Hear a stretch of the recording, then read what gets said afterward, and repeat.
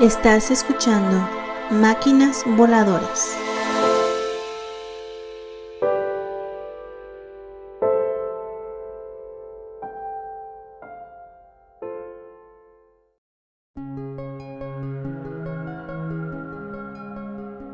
Hola, ¿qué tal? Bienvenidos a Máquinas Voladoras. Yo soy Pedro Garza. Y yo, Georgina Treviño. Este es nuestro primer episodio y vamos a estrenar el podcast con El juego de Ender por Orson Scott Card. Estamos muy complacidos de estar con ustedes, espero les guste. Y pues empezamos, Pedro, ¿de qué se trata este libro? El libro narra las aventuras de Andrew Wiggin, a quien llaman Ender, que es como el terminador, el acabador. Es un niño superdotado que vive en un mundo que está siendo amenazado por una guerra contra una especie de alienígenas a los que llaman los fórmidos. Que se le tradujo como insectores. Sí, en la versión española se le traduce como insectores. Estos españoles. En el libro, la humanidad está siendo amenazada, como decía, por estos fórmidos, por los insectores, quienes ya intentaron conquistar la Tierra y acabar con la humanidad en 2 ocasiones. Han pasado 50 años y la humanidad se ha unido, todos los países, en un esfuerzo por crear una flota internacional de naves espaciales, y que ha creado una escuela de la batalla, una academia militar que está situada en la órbita de la Tierra, y es una estación espacial enorme que funciona como escuela. Al mismo tiempo, la flota mantiene monitoreados a los niños de las escuelas, y a los que ven más prometedores les ponen un aparatito en la cabeza que registra todo lo que ven y todo lo que oyen para evaluarlos mejor y decidir si son aptos o no. Exactamente, si son aptos o no para entrar a la academia y convertirse en los próximos oficiales que van a enfrentarse a los fórmidos. Me gusta más fórmidos que insectores, lo siento. Cuando son muy prometedores, pues se los llevan a la academia. Tengo curiosidad de pensar, ¿por qué niños? ¿Por qué niños a cargo de una flota estelar? ¿Será por lo maleables quizás? Bueno, honestamente el libro no lo explica, no lo deja claro en ningún punto, pero más adelante, cuando se produce la película, ahí ofrecen la explicación de que efectivamente los niños son mejores para adquirir conceptos nuevos y son, como tú dices, más maleables para ser entrenados como soldados o como oficiales. Pues en esta historia se trata de Ender. Ender es un niño que tiene 2 hermanos mayores. El problema es que en el mundo los países han acordado prohibir a las familias tener más de 2 hijos, porque la humanidad pues está recuperando de las guerras anteriores, y además necesita los recursos para crear la flota, ¿verdad? Para construir las naves y todo. Entonces no quieren que la humanidad se sature con población que requiere esos mismos recursos. Pues sí, así se debería pensar hoy en día. Sí, ¿verdad? Pues claro. El caso es que a la familia de Ender le permitieron tener un tercer hijo, porque los 2 niños mayores resultaron muy inteligentes y muy prometedores para entrar a la academia. Desafortunadamente, el niño mayor, que se llama Peter, era muy manipulador, muy violento, mientras que la hermana siguiente, la del medio, Valentine, tampoco era apta, porque era muy dócil, muy empática y muy maleable, y no tenía el don de mando que deben tener los oficiales. Y que dijeron, ponga otro bollito en el horno, señora, a ver si ya se le cuece bien. Sí, a ver si sale. La tercera es la vencida. Entonces le permiten nacer a Ender. El problema es que a los papás de Ender los ven mal. Los humillan, les dan malos tratos, porque piensan que son gente disconforme que tuvo su tercer hijo pues a la fuerza, ¿no? Desobedeciendo a la ley. Entonces a Ender también en la escuela lo maltratan mucho por ser un tercer hijo, por ser el niño raro que tiene una cajita en la cabeza y pues básicamente por ser más inteligente que los demás niños, que es el caso típico de un niño inteligente que le hacen bullying en la escuela. Sí. Por si fuera poco, Ender le recuerda a Peter su propio fracaso de entrar a la academia y siempre lo maltrata también. O sea, no nada más en la escuela, también No, tiene que soportar el pobre que en su casa lo estén hostigando. Sí, y de pilón ni los papás ni la gente de la academia que lo está monitoreando jamás salen... Interviene a favor. Ajá, jamás lo ayudan, jamás intervienen. Entonces todas las burlas y todo el maltrato recae en el pobre de Ender. Un día le dicen a Ender que le van a quitar el monitor. Eso lo hacen en la propia enfermería de la escuela, porque se supone que es un proceso rápido e indoloro. Pero cuando el doctor te dice que esto no va a doler, ya sabes lo que pasa, ¿no? Claro. Total, que Ender soporta el procedimiento de que le extripan el monitor, pensando que por fin va a ser un niño normal, que ya no tiene que entrar a la academia, que ya no tiene que ser el geniecito de la escuela. Y que a lo mejor su hermano también ya lo acepta. Y que a lo mejor sí, exactamente. Pero no contaba con que los bullies, pues siempre van a ser bullies y siempre van a... Ya que te señalan, ya no puedes dejar de ser su víctima, a menos de que te defiendas. Entonces, saliendo de la escuela, el bully de la escuela lo está esperando, un niño mayor llamado Stilson. Él siempre le ha hecho desde bromas muy pesadas hasta maltrato físico, pero esta vez, como ya no lo están monitoreando a Ender, le dice, vamos, esta vez nadie te va a defender. Entonces Ender dice, si no gano esta pelea, esto nunca va a acabar. Y entonces dice, tengo que ganar de una manera que jamás me vuelvan a retar, que jamás me vuelvan a molestar. Entonces toma por sorpresa a Stilson, le pone unos puntapiés que lo tiran al suelo, y ya estando en el suelo, Ender lo sigue pateando hasta que el pobre huerco ya deja de moverse. Wow. Y Ender voltea con los otros niños que venían con el bully y les advierte, no traten de golpearme, porque les puede pasar lo que a él. Ya vieron de lo que soy capaz. Y eso pues lo deja mal, ¿no? Porque, ¿a quién? Porque Ender no es violento. Ender solo quiere que lo dejen en paz. Claro. Y le da mucho dolor tener que convertirse en una persona violenta. Sobre todo porque se compara a sí mismo con su hermano Peter. Pues sí, debe ser difícil. Yo recuerdo una vez que también me peleé en la primaria, y del coraje que te da que te estén molestando, al momento de defenderte sientes que no es suficiente. Y tiras y tiras y tiras el golpe y no llenas. Y sí me pasó. Y al finalizar el evento, te quedas con aquella cosa de que, híjole, me está doliendo la mano.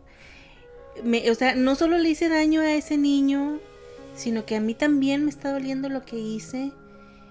Y te das cuenta de que sí eres capaz de mucho en un momento de ira. Imagínate si el niño consciente ya decía, no quiero ser así, pero tengo que, pues debe ser un conflicto muy grande, y más para un niñito de 6 años. Así es. Bueno, entonces Ender llega a su casa, donde lo están esperando sus papás, que ya tienen el reporte de lo que pasó, y pues lo empiezan a regañar, ¿verdad? Porque pues se supone que es un niño inteligente que no tiene que recurrir a la violencia. Pero en ese momento tocan a la puerta y es un general de la flota, el general Graf. Este general, pues básicamente viene a decirle que, bueno, le pregunta primero que por qué fue tan brutal con el niño Stilson, y Ender le explica sus motivos, y entonces Graf le dice, ok, pasaste, vas a ir a la academia. O sea, ese evento que no fue planeado realmente le sirvió a él para ser aceptado en la academia. Así es. Vieron que fue frío, que sí. no le importó, no se detuvo. Le dijeron eso, de que la prueba era quitarte el monitor y ver qué pasaba. ¿Y luego? Y luego, pues Ender al principio no se quiere ir porque pues quiere mucho a su hermanita, que siempre lo defiende. Pero al final de cuentas Graf lo convence de que es su deber, de que por eso existe, de que simplemente se le permitió nacer para poder que un día fuera a la academia, y pues con eso se lo llevan, ¿verdad? El único que protesta un poco es el papá, pero francamente le pasan por encima y le dicen, no, aquí mandamos nosotros, y se llevan al niño.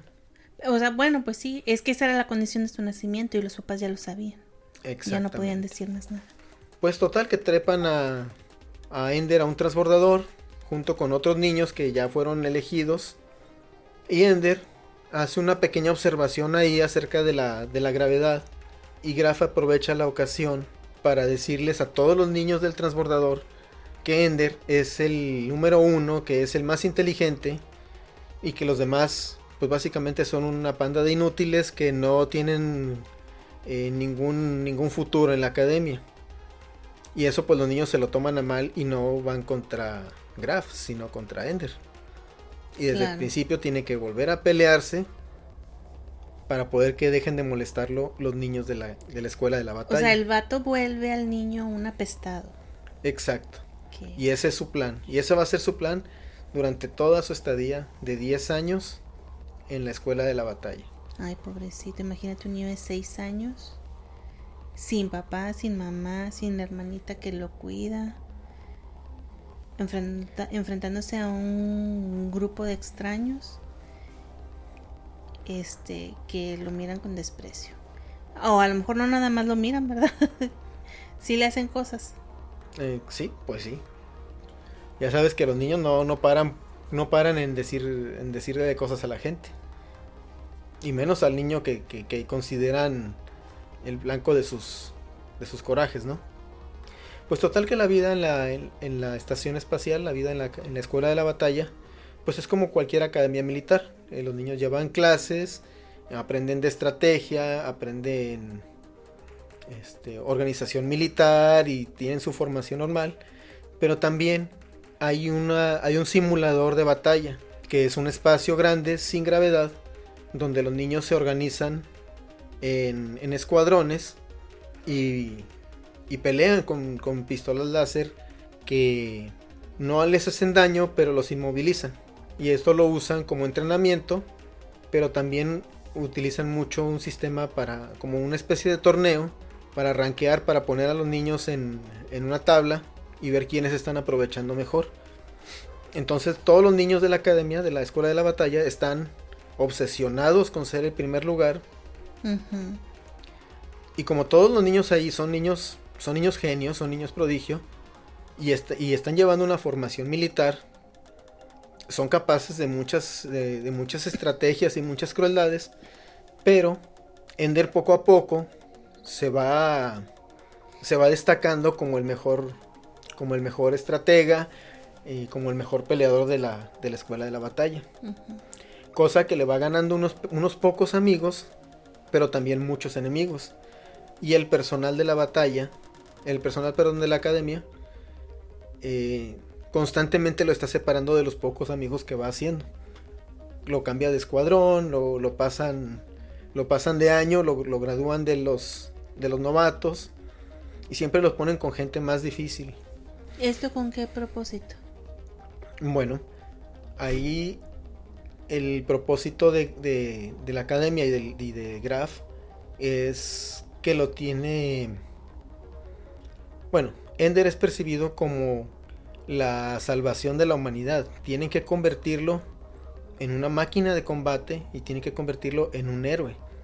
Pero ¿de qué manera ayuda el hecho de que lo estén rotando todo el tiempo y que no haga permanencia o lazos con otras personas? Que sea capaz de resolver problemas por sí solo y no pedir ayuda. Oh, ok. Está raro, porque honestamente yo creo que sería mejor una persona que sea capaz de hacer uso de las capacidades de otros. Eso sería un mejor comandante. Pero en este caso creo que están preparando a Ender para no tener sentimientos. Creo que es lo principal. Pues sí, que no pase como con Valentine, supongo. Exacto. ¿Verdad? Pues pobrecillo. Qué difícil situación. Sí, Ender sufre mucho durante todo su estadía. Hay entretenimiento y juegos, aparte de todos los entrenamientos y del combate, hay juegos en la estación. Y uno de ellos es un juego interactivo que en realidad es una herramienta para evaluar el desempeño psicológico de los niños. Le llaman el juego del gigante. Ujú. Y es un juego en el que Ender tiene que tomar decisiones también y que le presentan muchas situaciones bien imposibles, y Ender también termina resolviéndolas de la manera más extraña. O sea, el niño piensa fuera de la caja. Ujú. Siempre opta por una solución, aun cuando parece que no hay ninguna. Él encuentra una maña, encuentra un detalle y logra avanzar en el juego. Pero eso al mismo tiempo lo va enfrentando a sus propios sentimientos, porque el juego analiza al jugador y le presenta los desafíos en base A sus traumas. a sus propios traumas. Ah. Entonces eso lo va enfrentando al hecho de que él tiene que ser violento, tiene que ser frío, básicamente tiene que ser como su hermano, pero sin llegar a ser exactamente como su hermano. ¿Y qué papel juegan Peter y Valentine en la historia? ¿O ya es un hecho aislado esos personajes Bueno, en la historia? hay una trama secundaria en el libro. Es mientras Ender está en la academia, Peter y Valentine, que son, a pesar de ser niños pequeños, tienen como 8 o 9, algo así, Ujú. se dan cuenta que la situación del mundo es muy frágil. El equilibrio que tiene el mundo en ese momento es muy frágil, y los países solamente están unidos por la amenaza de los alienígenas. Entonces, en cuanto se termine esa amenaza, en cuanto acabe la guerra, se dan cuenta que los países van a volver a pelear. El libro fue escrito en 1985, ¿sí? Entonces, en ese tiempo todavía existía la Guerra Fría, y el mundo estaba dividido en un bloque comunista y en un grupo de países capitalistas. Sí. Entonces, en el libro, los comunistas todavía tienen cierto poder y estaban buscando hacerse poderosos en secreto para iniciar una nueva guerra en cuanto se acabe la guerra con los fórmidos. Ok. Entonces, Peter y Valentine sienten que tienen que denunciar y detener estos esfuerzos para mantener la paz mundial. Pero como son niños, no tienen credibilidad y no les van a hacer caso. Entonces deciden crear personas artificiales, inventarse unos personajes, Unos bots.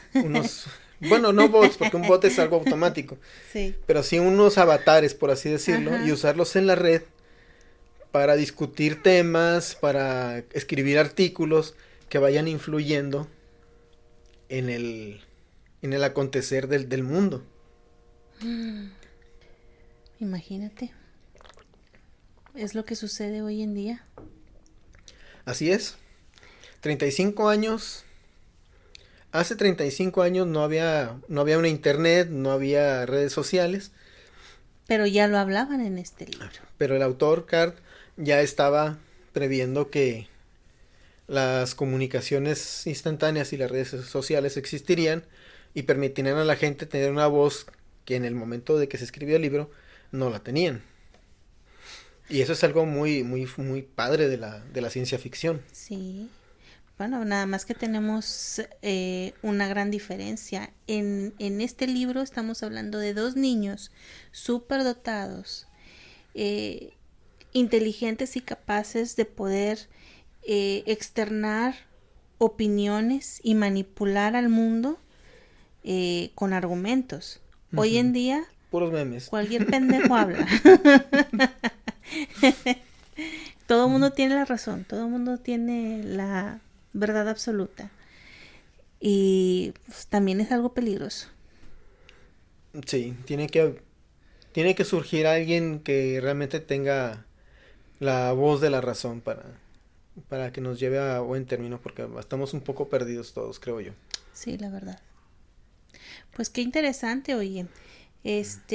Y esa situación de Peter y Valentine afecta en algún momento a Ender. No, realmente no. Es Orson Scott Card escribió el libro pensando en la secuela. Ah, ok. Él ya tenía pensado seguir escribiendo acerca de las vidas de Ender, de Valentine y de Peter. Ujú. Pero en el primer libro son dos historias completamente paralelas, que no se llegan a tocar más que al mismísimo final del libro, que obviamente pues no les vamos a revelar. Claro, claro. Pues está muy interesante, vaya. Estamos viendo cómo un niño pequeño de 6 años es expuesto a maltrato psicológico para endurecerse y ser capaz de tomar decisiones difíciles que determinarán si lograrán vencer al enemigo. Y Así pues la es. verdad que si uno se pone en los zapatos del personaje y piensas tú, es un niño pequeño, no importa si es súper dotado, si es súper inteligente, pero incluso los adultos, al vernos sometidos en tanto estrés, nos quebramos, nos rompemos. Y esto mm, creo que es parte fundamental y emocionante del libro, ¿no? Ver cómo este niño va lidiando con estas cosas. Y no solo él, porque hay muchos otros personajes en la historia que pasan exactamente por la misma presión. Así es. El libro sigue muy de cerca a Ender y no lo deja en ningún momento, pero entre cada episodio hay un pequeño texto, una especie de prólogo para cada episodio en el que se leen diálogos que tiene el general Graf con otros miembros de la flota estelar o sus propios, bueno, personal de la flota. Y ahí se va dando cuenta de que Graf no está nada contento con lo que tiene que hacer, pero tiene su sentido del deber, que consiste en que tiene que destruir a Ender para volver a reconstruirlo como un soldado. La típica frase, el fin justifica los medios. Exactamente. Pero eso también le pesa, eso no Claro. significa que él lo pueda hacer fríamente sin ninguna consecuencia para sí mismo. Perdón. Bueno, a mí, en lo personal, disfruté mucho del libro. Todo el tiempo estuve emocionada con esta historia. Hay cosas que obviamente dije, esto no me lo trago, pero es parte de crear los sucesos, ¿no? Si no, no llegamos al final. Pero no deja de atraparte. Todo el tiempo estás interesado en él. Es emocionante porque en todo momento hay crisis, en todo momento hay tensión, hay también pues intriga. Eh, y lo que no me gusta de esta historia es que la hayan llevado a la pantalla grande. ¿Verdad? Bueno. No, no, es que no se pudo reflejar en la película todos los sentimientos por los que pasó Ender. No sé si fue cuestión del actor en sí, de la dirección o de qué, porque la película fue fiel. La verdad es que sí respetó mucho la esencia de la historia. No puedo decir de los personajes, pero sí de la historia. Y me pareció en la película aburrida. Pero logró lo que pensé que no se iba a lograr, que fue la batalla. Al momento de que lees el libro, siento que pasan las cosas tan rápido que se te pasan detalles y que no comprendes bien cómo sucedieron las cosas en el libro. Y en la película estuvo fascinante. Y entiendes otras tantas cositas que a lo mejor en el libro se te escapan. Pero en sí, creo que fue... ¿cómo le llaman? Un objetivo no logrado con la película. Bueno, la película visualmente, tienes razón, es muy buena, entretiene y te cuenta la historia relativamente bien. Lástima, obviamente como pasa con muchos libros convertidos en película, no hubo la oportunidad de incluir todo el material que hay en el libro y condensarlo en una película siempre le va a quitar muchos detalles. Pero esta no es la única dificultad. También hubo que hacer muchos cambios en la trama porque, bueno, por lo mismo de que muchos detalles eran difíciles o costosos de grabar, de filmar, y aparte, pues también había que abreviar la historia y condensarla en 1 hora y media de duración de película. Pero la principal dificultad de llevar este libro a la pantalla es que es un libro muy mental, es un libro que habla de las emociones y de los pensamientos de Ender. Sí. Entonces, el mismo autor, Card, que él participó en la filmación de la película, dijo que era una cosa casi imposible porque la mayoría de las mejores escenas o las más importantes ocurren dentro de la cabeza de Ender, son las emociones y los pensamientos de Ender.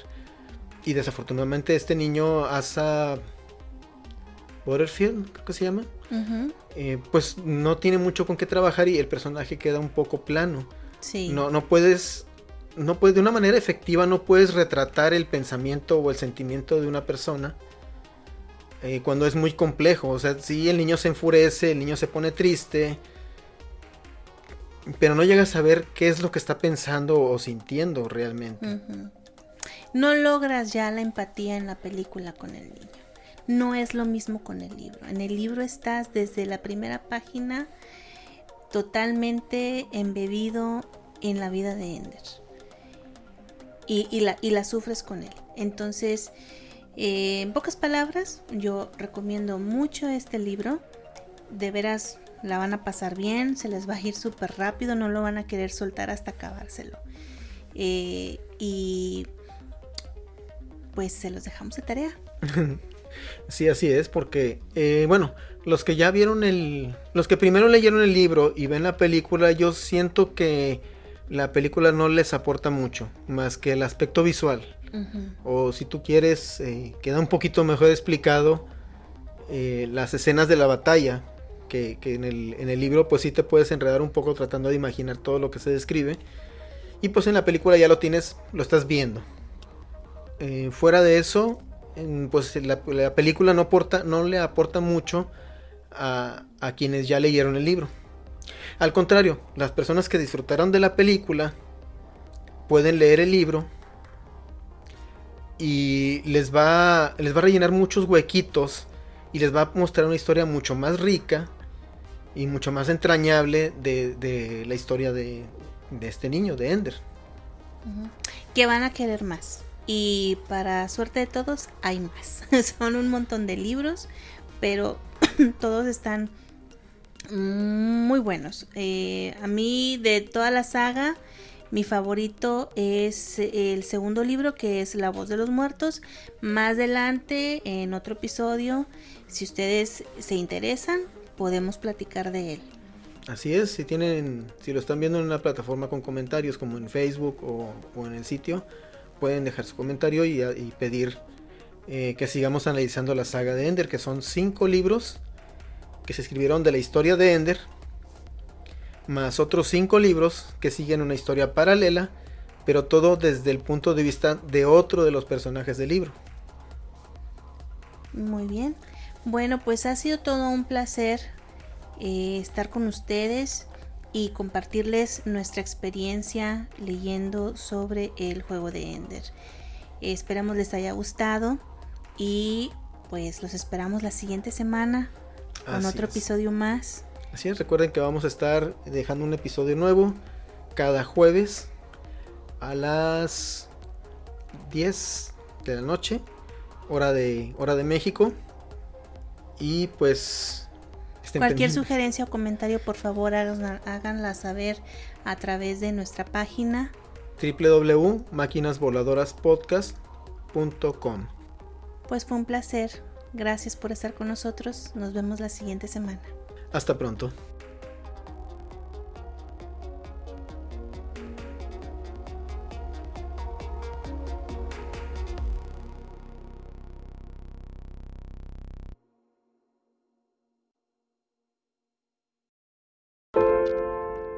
Si te interesa adquirir este libro, encontrarás un enlace en la descripción de este episodio.